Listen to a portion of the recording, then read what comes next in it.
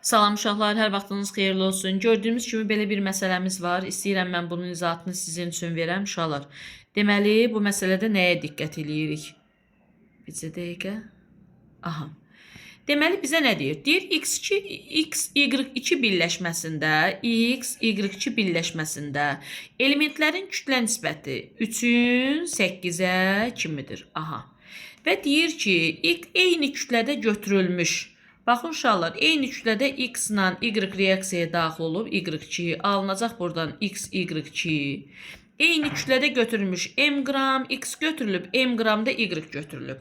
Deyir, bu ikisinin bircə reaksiyaya daxil olduqda 10 qram x-im artıq qalarsa, onda m qram x götürmüşəm və 10 qramı da artıq qalarsa, reaksiya girəni nə qədər olacaq? M çıxılsın 10.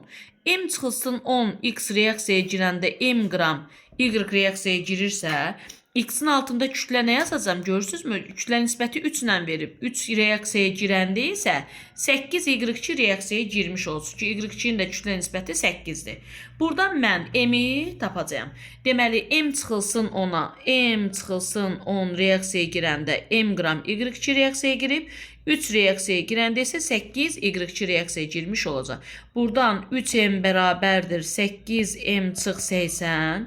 80 bərabərdir 5m-ə. M-ə də nə düşəcək uşaqlar? 16. Deməli, reaksiyaya girən m-in, burada məsələn, bu x-dan m çıxılsın 10 reaksiyaya giribsə, 16-dan 10-u çıxıb 6 qrama görə hesablaya bilərsən. Bax, x-in üzərinə 6 yazıb hesabı, burada x, y-ni tapa bilərsən.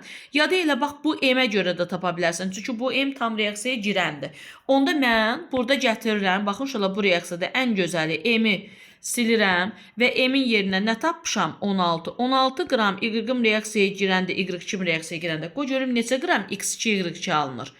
X y2 alınır. Görürəm ki, 8 reaksiyaya daxil olanda y2 8 qram reaksiyaya girsə, burada 3 bunun kütləsidir, 8 də bunun kütləsidir. Neçə qram kimi olacaq? 11 qram olacaq. Və bu tənasübdən də mən tapıram ki, cavabım nəyə bərabərdir? 22-yə bərabər olacaq. Bu qədər sadə və bəsit.